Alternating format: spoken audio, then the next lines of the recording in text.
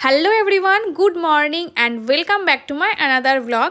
আজকে 15ই এপ্রিল, পয়লা বৈশাখ।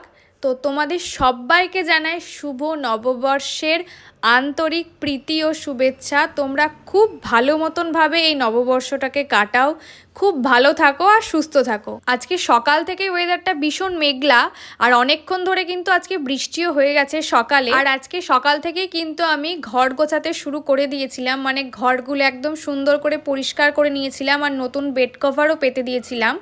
আর আজকে ব্রেকফাস্টে ম্যাগি খেয়েছিলাম। তো ব্রেকফাস্ট করার পর আমার কিছু কাজ ছিল বাইরে, সেটা সেরে নিয়েছিলাম।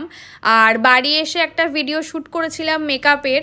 তো মেকআপটা এতটাই আমার সুন্দর লেগেছিল যে মেকআপটা আর কোনোভাবেই তুলতে ইচ্ছে করছিল না। তো যাই হোক, 1:30টার সময় স্নান করে উঠে পড়েছিলাম। আর আজকে লাঞ্চের মেনুতে ছিল ভাত, ভেন্ডি ভাজা, ডাল আর ছিল মাটন। তো খুব ভালো মতন আজকে দুপুরের লাঞ্চটা করেছি। আর বিকেলবেলায় যেহেতু আমাদের গোড়াবাজারেই একটা দোকানে ইনভাইট ছিল, আমার মাদেরও ছিল, তো সবাই মিলে একসাথে গিয়েছিলাম সেখানে।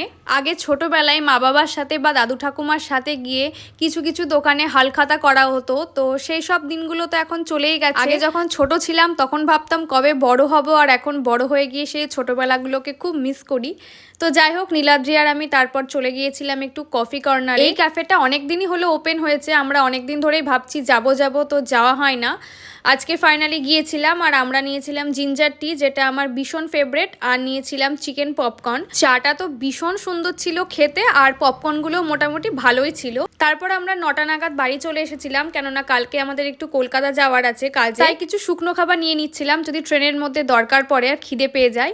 তো এই ছিল আজকের ভিডিও। কেমন লাগলো ভিডিওটা অবশ্যই জানিও। আর তোমাদের নববর্ষ কেমন কাটলো আমাকে কিন্তু কমেন্ট করতে ভুলো না। চলো দেখা হচ্ছে নেক্সট কোনো একটা ভিডিওতে। টাটা।